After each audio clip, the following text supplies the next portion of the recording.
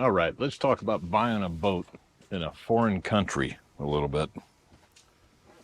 So pretty soon we're going to be closing on Vanishing Point, and we're getting really excited about it because it's been a long process, and we're excited to get the new boat. But there's a lot going on when you're trying to buy a boat on another continent that you don't have to consider when you're buying a boat here in the U.S. Not the least of which is that that boat is in Australia, uh, several thousand miles from our home. So obviously, we have to travel back and forth because we want to be a part of the survey and we want to be a part of the sea trial, obviously. So there's a lot of traveling involved. We're traveling quite a bit between here and Brisbane to deal with mechanics, to deal with the broker. Um, and then while we're doing all of that, we also have to consider how we're going to get the boat back over to the U.S. And just to fill you in right now, it looks like the process is probably going to be to put that boat on a ship, and we're going to have it shipped over to Ensenada, where we're going to have a little bit of cosmetic work done, and then we will bring her back up to the LA area once that work's complete. So we started the process of looking for a shipping company that can put that boat on one of their transport ships and get her over to Ensenada. And what you will find out is there are not very many. There's a couple of companies, a handful of companies that can handle that type of a transport. And there are only two that I've been able to locate that will ship from Australia to Ensenada, Mexico, or anywhere on the West Coast with the rigging intact. There's a couple of others that you can transport on, but you have to take the masts down, take all the rigging down. One of them even required that the keel was going to have to come off the boat, and obviously that's not an option. So we're going to be paying the extra money to put her on a transport ship intact with the rigging up to have her transported over to Ensenada. The downside to that is that there are only a couple of dates that we can pick from here in the near future. We got a quote from one company, just so you know. This is going to range somewhere between $65,000 and $75,000 US to transport that ship back over to the West Coast. We got a quote from one company that was $75,000. It was an option, but the earliest they could put it on a ship is January of 2026. Obviously, we don't want to wait that long. There are some fantastic sailing grounds down in Australia. We would love to go explore those. We're hoping that we can do that a little bit before we put the boat on put her on a transport ship back over to the West Coast. But I don't think I want to wait almost a full year to get her back over to the U.S. So we're going to hopefully put her on a ship and send her over to Ensenada sometime in the summer of 2025. That's what we're hoping for anyway. There is a company that has a ship leaving in April. I think that's a little bit too early. And then that same company has another ship leaving in July of this year, or June of this year. They don't have a specific date yet, but they believe it's going to be leaving in June. And that's the target for us. I think we're going to try and get it on that ship. That would give us a couple of months to go down to Brisbane and explore the coast of Australia a little bit with her before we take her back over to the West Coast, where she's going to live for a couple of years before we leave again for the South Pacific. So, next problem that we have is that if we're going to leave her there, we need somewhere to put her. So we, I believe, have secured a slip right there in Brisbane at the Rivergate Marina, where she currently is, at least through the end of May. If there's a ship leaving in June, I'm hoping that we can talk to that marina and get that extended through the end of June, and then we can just leave her right where she is until we are ready to bring her down or bring her across the Pacific. But that's going to require insurance. And none of the U.S. insurance companies can write a policy for that boat for a U.S. citizen in Australia, at least not that I have been able to locate yet. So I'm going to be working with the broker down in Australia to see if we can't find a insurance company that will write me a short-term policy so that I can put that boat in a slip down in Rivergate and in Brisbane for a couple of months. So that brings up the next issue of registering the boat, because right now it's an Australian flagged vessel. So we are still not sure where we're going to flag her. More than likely it's going to be back here in the U.S. and we will probably show a hailing port of Galveston, Texas, where I grew up, but that's yet to be determined. So where does it stand right now? So we had the survey done. Survey came out very well. There were a couple of minor issues that are not a concern for me, not a concern to the point that it would kill the deal. I talked to the broker about it. We made some arrangements to get a couple of little things fixed. And then we went back down. That was about 2 weeks ago. And then we went back down a week later. Again, a lot of traveling back and forth to Australia, right? And just so you know, it's a 14.5-hour flight from here, so it's not a short journey. It's a significant journey to get back and forth down there. But about a week later, we flew back down again for the sea trial, and we spent 6 hours on that boat, cruising around the bay there outside of Brisbane, checking everything, kind of getting a feel for the boat. And I got to tell you, it's a performer. That's a fast boat. It's a fast boat, very easy to manage as long as everything's working. I mean that in all seriousness, because it has some massive sails, and I can see that when something goes wrong, it would be a handful to manage shorthanded.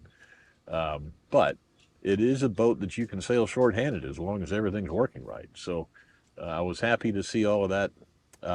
With the electric winches, the way the lines are run and everything, it's a very easy boat to manage. Handling the boat in close quarters, in and out of the marina, it handles just like this boat does. It was surprisingly agile. I was really pleased with how well it does in close quarters, maneuvering around the marina, and then out in the seas, it handled swells really, really well. Really happy with that, and it was what we expected. So it was one of the reasons that we've been looking at this boat to begin with anyway. So what did we find on the sea trial? We found a couple of things. During the survey, we found a couple of broken motor mounts. And that was a concern. When we looked through the maintenance logs, what we found was the current owner, who has passed away, by the way. So we have to go through the logs where there's nobody to ask these things. I have to go through the logs. Fortunately, the boat has very good, complete logs. And going through the maintenance logs, what we discovered was that he had 2 motor mounts replaced on her a few years ago. And for some reason, he didn't do the other 2. And it's the other 2 that have now broken. So I got some concessions from the seller, the person I'm buying the boat from, to work with me on cost for replacing all 4 of the motor mounts. I'm going to have all 4 of them replaced with new now. And one of the air conditioners is placarded in op. So I want to know what's wrong with that air conditioner. That's not really a deal killer. I'm fairly familiar with refrigeration, and I'm pretty confident that whatever's broken on that thing, I could probably get it to run again. And if not, I think I'm capable of replacing it myself. So not terribly concerned about that. But the engine obviously is a concern. There's quite a bit of corrosion around the mounting points for the genset as well.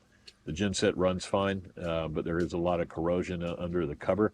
So what I did was, once I got back to the States after the sea trial, I called another mechanic, and he is going by the boat today to take a little closer look and give me his opinion on the cost of getting that thing fully serviced and back up to spec where I want it to be. What we're hoping is that we are going to be able to close on that boat this week. So we will get the keys to the boat, and if we do, we're going to be heading back down to Brisbane and spending some time on the boat, and we're really looking forward to that. There are a few things that we want to have done on the boat before it leaves Brisbane. We are still doing some investigation on the teak decks. Like I've said in a previous video, those are serviceable right now, but I suspect that we're going to want those replaced here in the near future.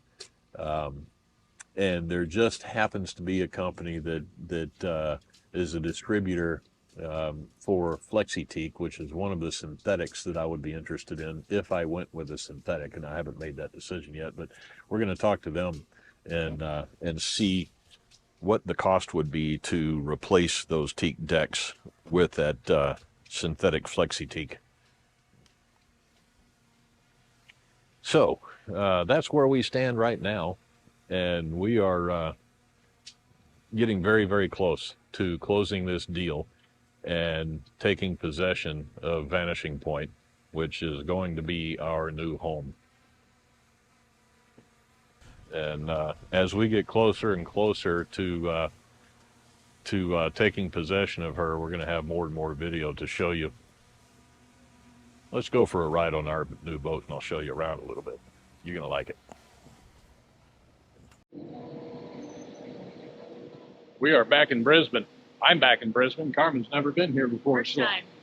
We just arrived after a 14.5-hour flight from the west coast of the U.S., and today is sea trial day. So we're going to head down to Rivergate Marina, jump on board Vanishing Point. Carmen's going to get to see the boat for the first time in person. I hope I like it. What if I hate it?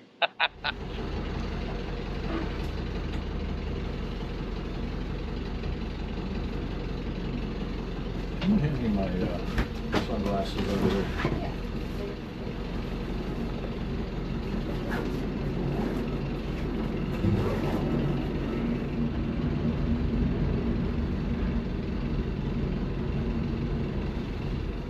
Yeah, I don't know. I would be interested in trying.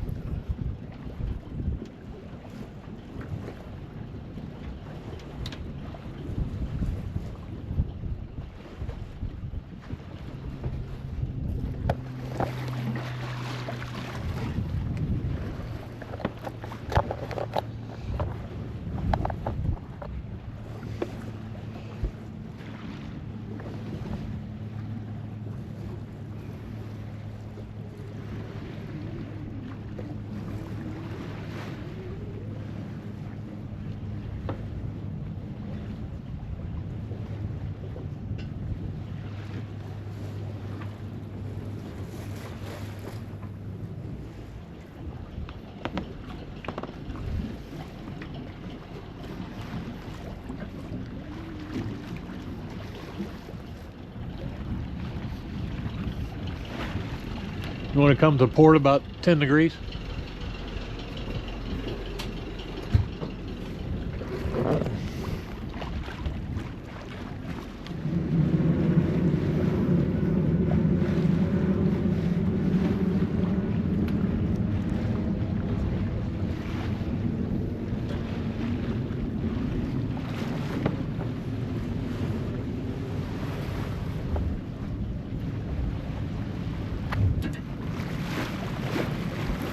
What a fantastic boat. I think I have talked myself into a lot of work.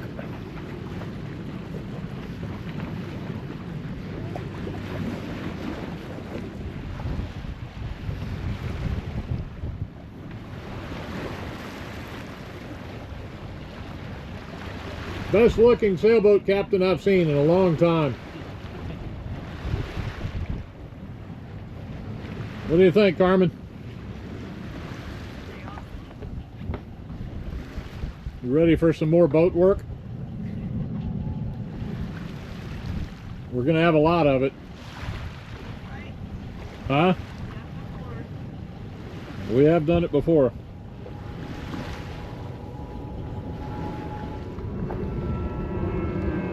You know why he did this?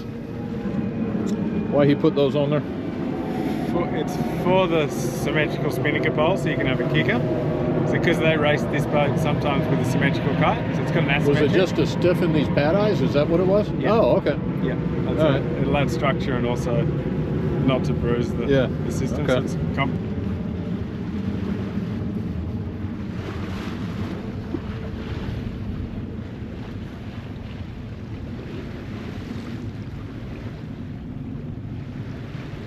Yeah, I like it.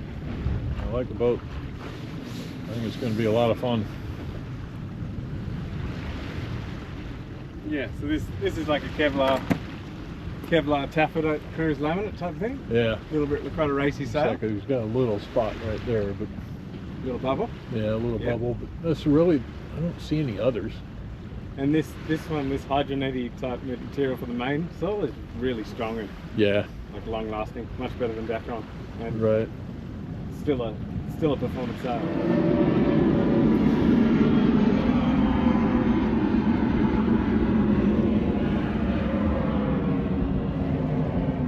Look at that anchor's an absolute beauty. I've got the same anchor on my boat. Do you? Yeah, that Ultra. Great, great anchor. It's set, those things will set in an instant. And I really like the boat though. Really like it. I can see what it's going to look like in a year and a half, 2 years from Done all the little bits and pieces. now. Huh? After you've done all the little bits of cosmetic and Yeah. other little Yeah. tiny bits. Yeah. Yeah. It needs a couple of owners that like doing that, or that not necessarily like doing that, but are going to do that. I like doing it. Yeah. I would do a lot of it myself. That's good. I'll trust you when you're flying my plane.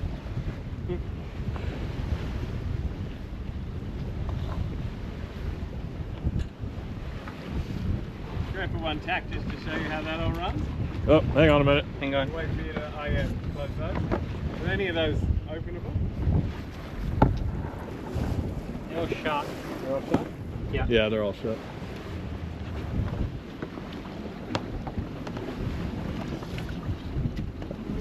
A little lower than the... What do you think? Isn't this a nice boat? Do you see the potential? Oh, sure. Yeah, absolutely. Oh, you can take her over, Chris.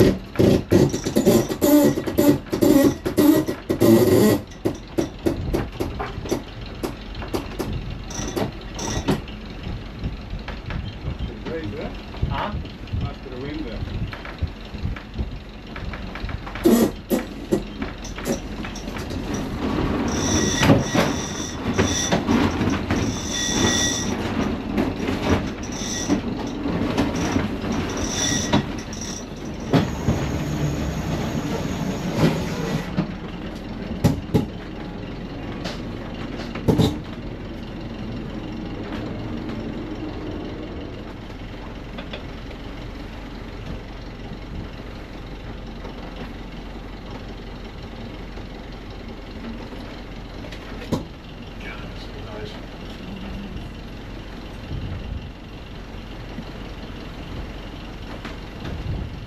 6.5 knots. 7 knots. That's crazy.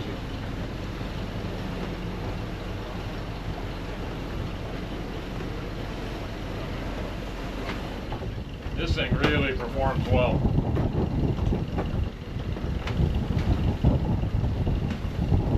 Eight knots on 15 apparent. I'll take that all day long.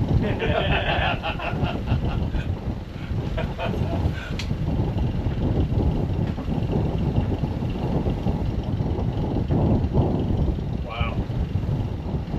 Wow.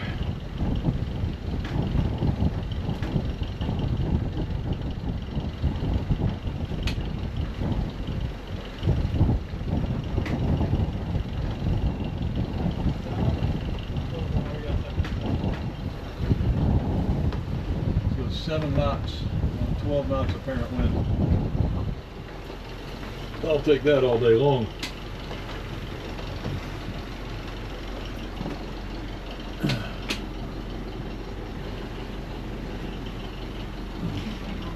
Huh? Yeah, right?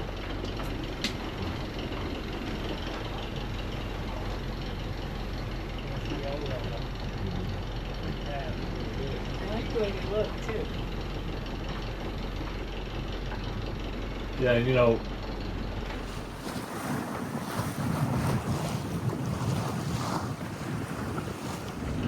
I bet it's not going to pick that up.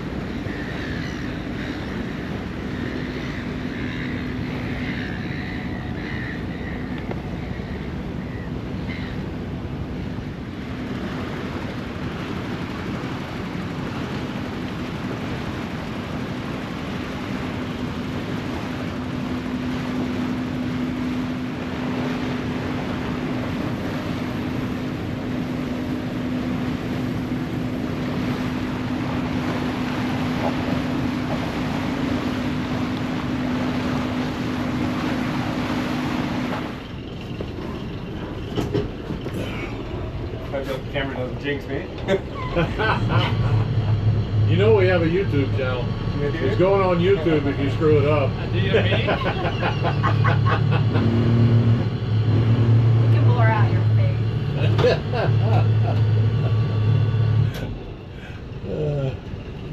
We haven't done this yet. What's that? I've backed ours in. Karmen. I've backed ours in a couple of times. In the spot that you're in? Huh? In the spot that it's in now? Yeah. Yeah, it's not hard as long as you keep the boat moving. Yeah. And the current for here is always a bit deceiving, and I'm not sure which way it's actually going. Right.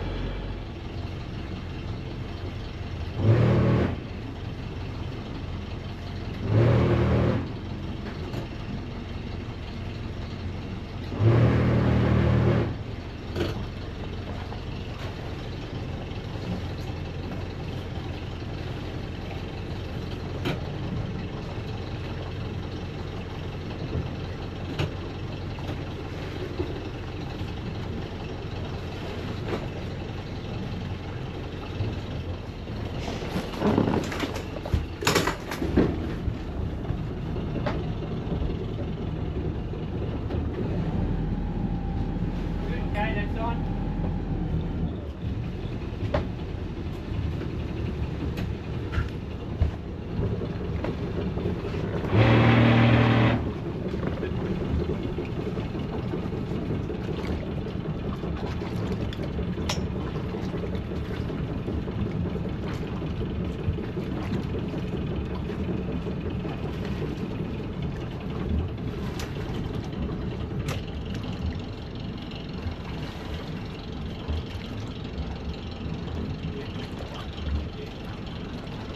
Now just that forward spring ascent.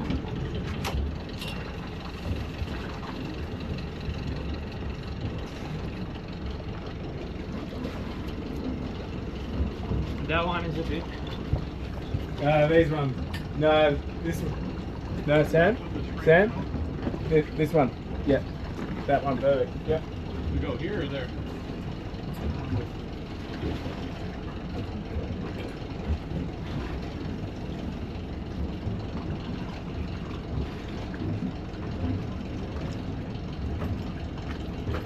You're on. Nice job.